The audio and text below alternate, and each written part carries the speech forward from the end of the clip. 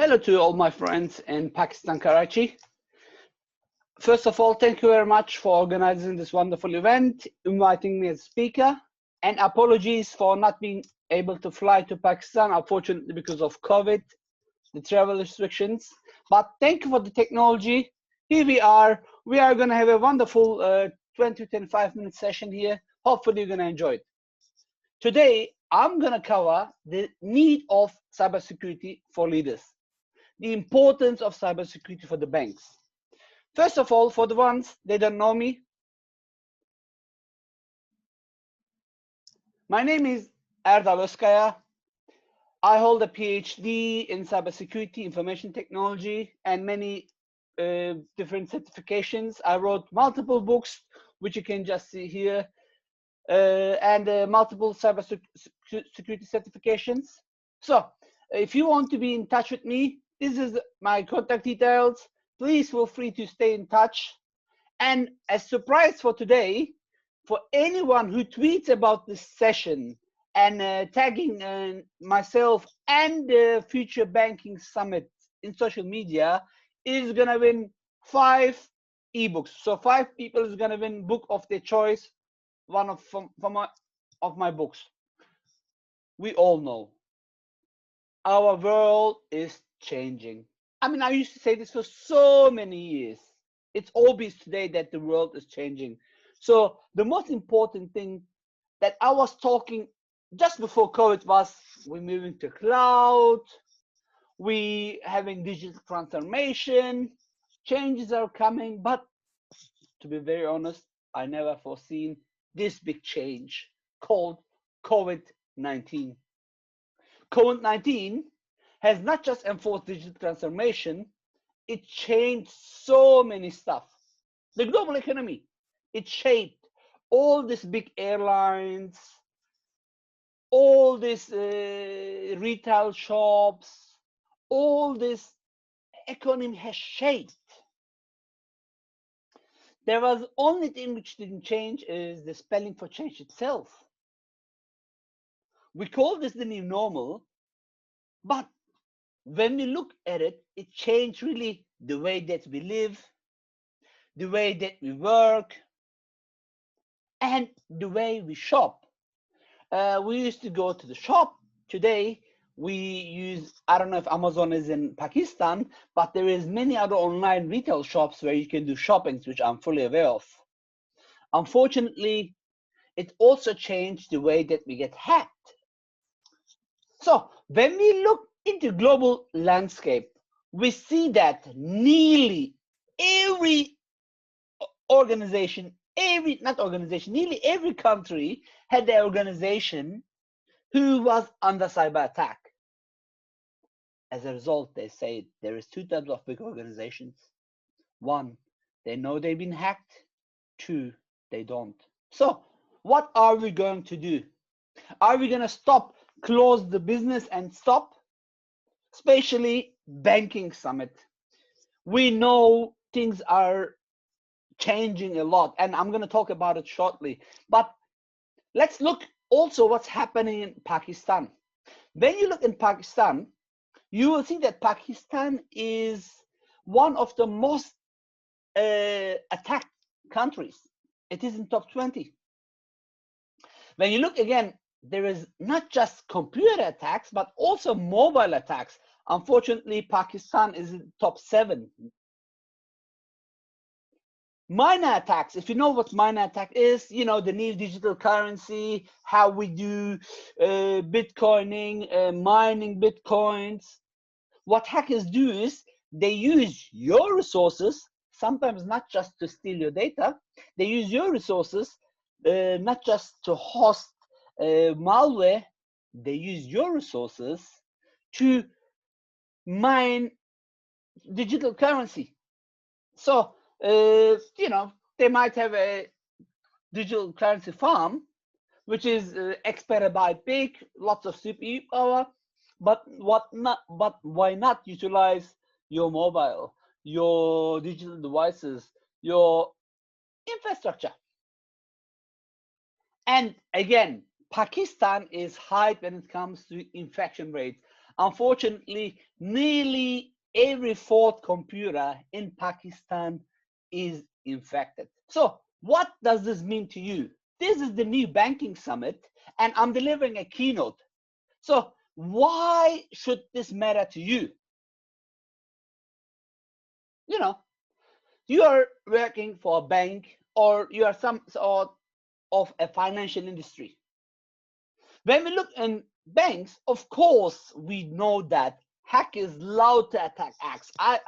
Us, right? I work myself to a bank as well. I work at Standard Chartered Bank as regional CISO, responsible in multiple countries, including Pakistan. I'm currently hiring a CISO in Pakistan who's going to report to me together with the local leadership. But what I'm trying to say is I'm closely involved with Pakistan. I'm looking at the market because if I don't know what's happening next door, look, honestly, I really don't care if you love or know your next door neighbor. But maybe you don't like your next door neighbor at all. But if there is a fire, you better go help your next door neighbor because that fire might jump to your building, to your apartment, to your land. So as a result, I keep an eye on what's happening in the cyber threat landscape. We know that cybersecurity, security, forget about the cyber part, security was always important to our sector. First of all, we are under physical threat for so many years. I think you will see that beautiful, this is the first footage from 1931. A masked man poses as a bank robber during a demonstration of German device that protected cash and sounded an alarm during robbery in 1931. I'm pretty sure you watch one of these Western cowboy movies where the attackers attack the money car or the banks, or you watch that famous Netflix movie, Money Heist, how all this laundering happening. So this used to be in the past. Yes, you will still see one or two physical attacks, but honestly, they are probably done not by normal people because normal people will know that there will be not enough cash or extreme security in the branches. So instead, what they're doing is, why should I risk myself as a hacker to buy a gun? It's hard. Yeah, I can go to dark web, but this is not the topic. Why buy a gun? Hide it from the security, go to the building, try to kill someone, and maybe I'm gonna steal some money. Instead, I can invest the time and effort into a malware where I can send via email, via various ways to the bank infrastructure and try to hack them. And if you think this is just happening in the movies, unfortunately, you're wrong.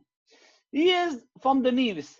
Based on the Economic Times, in 2018, there was data of almost all Pakistani banks hacked. Honestly, I don't know. I wasn't in banking sector back then. I was working for Microsoft, but I know that some banks had some incidents. And if you look, for example, again, it was in the news. There's many other different news that certain banks they get hacked. This could be our bank. This could be your bank. It's not about bank A, bank B, or bank C.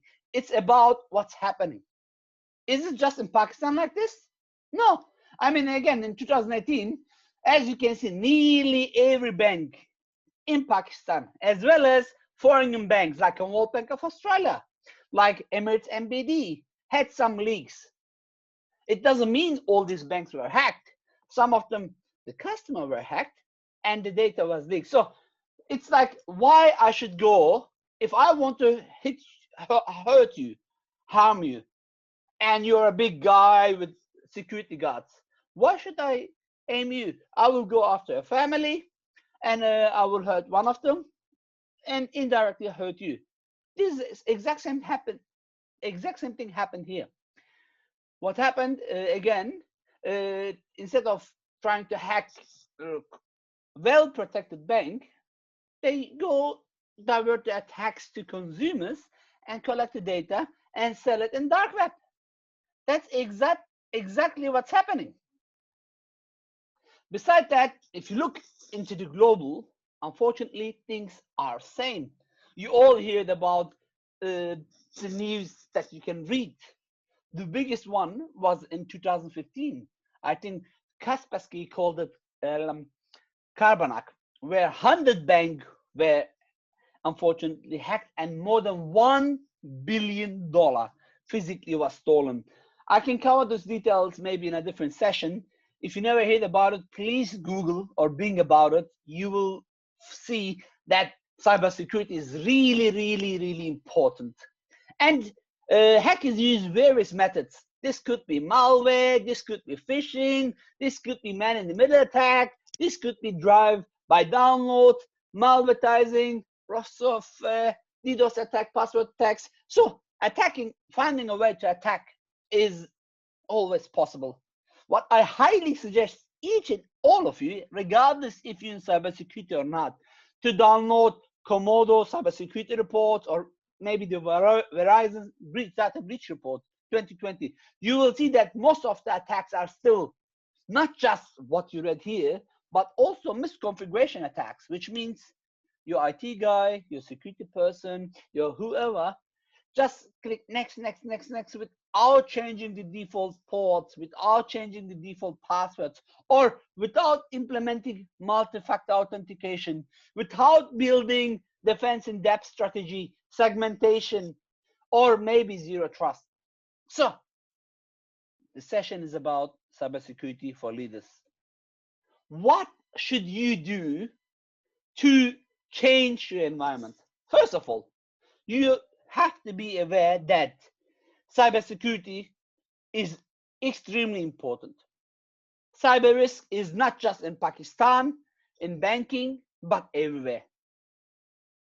One of the biggest challenges that I see, companies are still struggling to make cybersecurity a vibrant, proactive part of strategy, operation, and culture.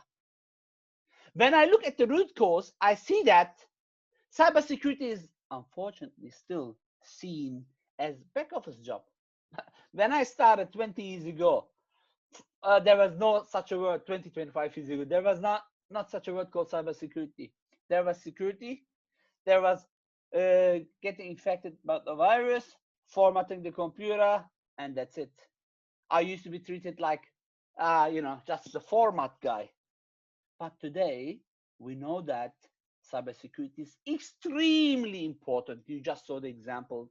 So it's important to cyber leaders to be equipped with power, with board power. Today's CISOs, cybersecurity leaders, chief information security officers, must be able to help C-suite level. We have to rethink cybersecurity leadership. You have to set up a cybersecurity strategy. You have to position the cybersecurity function to have influence.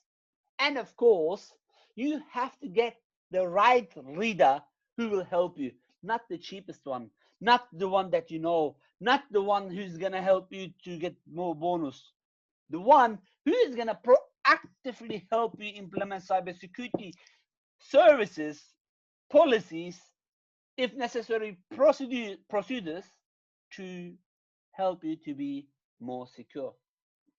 Keep in mind, cybersecurity is not just the CISO's role. It's cybersecurity is also not the CEO's responsibility anymore. I mean, I used to say this a few years ago. Actually, Microsoft used to say that, hey, cybersecurity is CEO's responsibility. But I believe things has changed. It's not anymore the CEO's responsibility, just CEO's responsibility.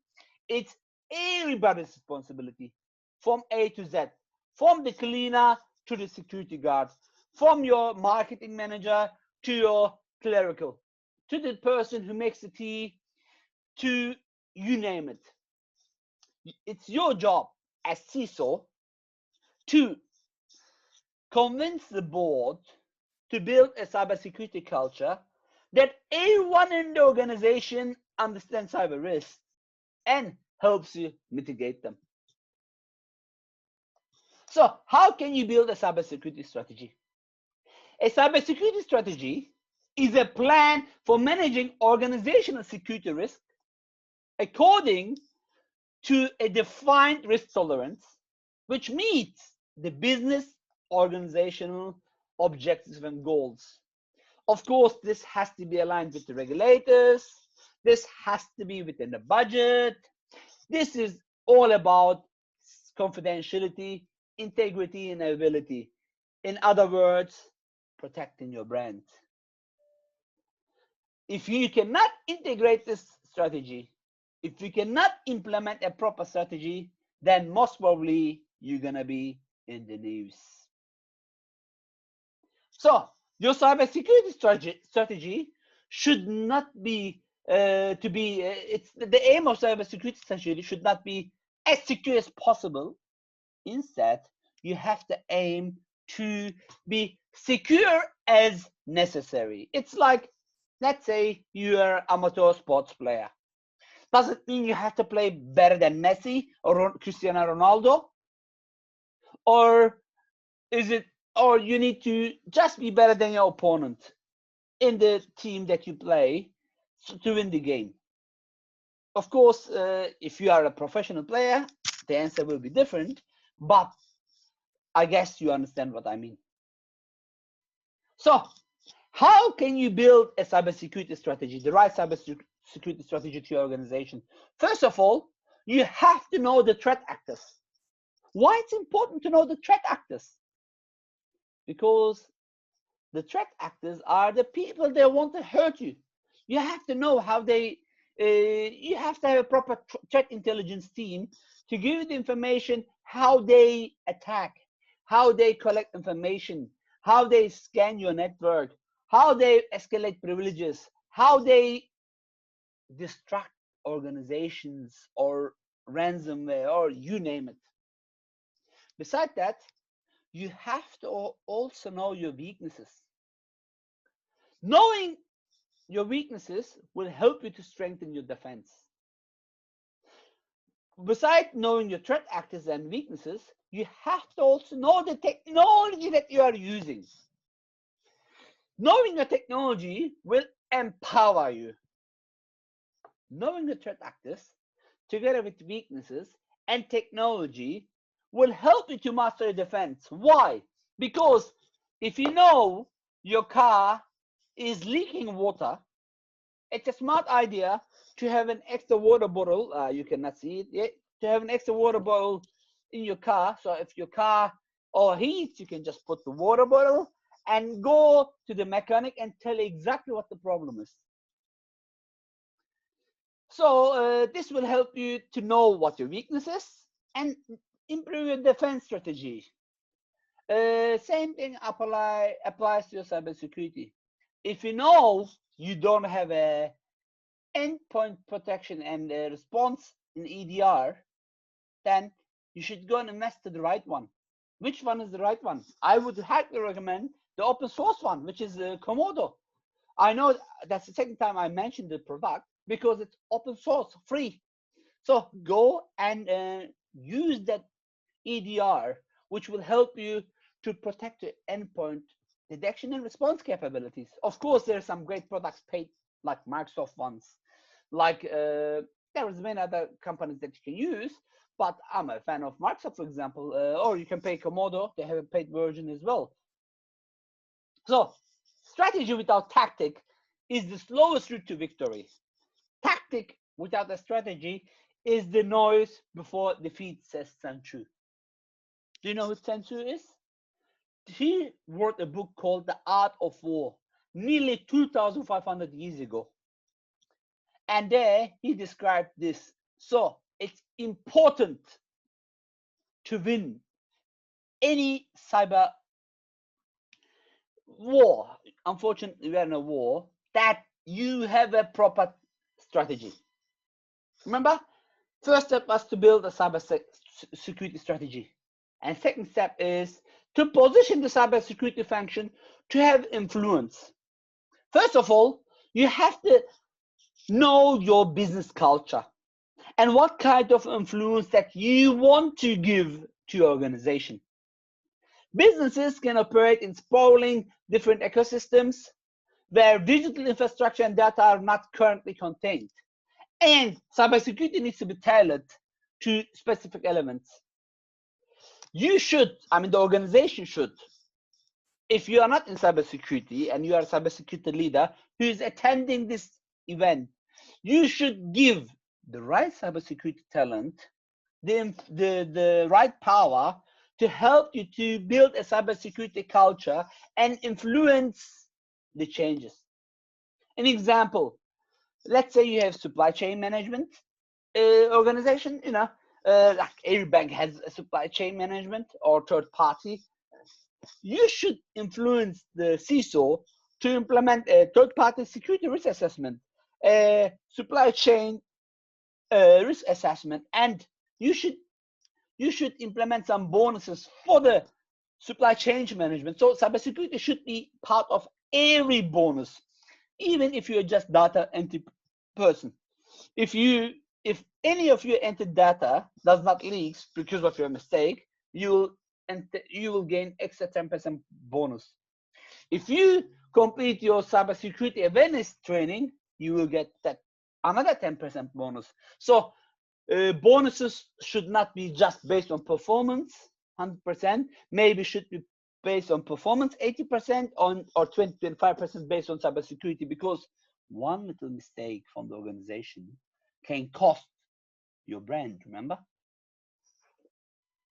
So as a leader, you should also know what the regulators are talking, especially in banking, right? We are a heavily regulated environment. You should have a good governance and accountability expected. You should work with the regulators and implement what they suggest. I know how good State Bank of Pakistan is, how they enforce security to the banks. So they expect you to have cyber hygiene, good security culture, good governance. So why not work with them and implement it? You should also know what your third parties are, as I mentioned a few minutes ago. You should be able to anticipate, contain, and rapidly recover. So when did you test last time your backup? When did you restore from a sample backup? And how many attacks are you stopping every day? So it's important to have a risk-based approach and establish your test capabilities. You can use frameworks like NIST.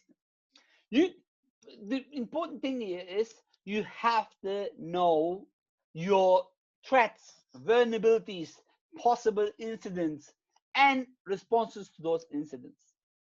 This will make you a better cybersecurity leader.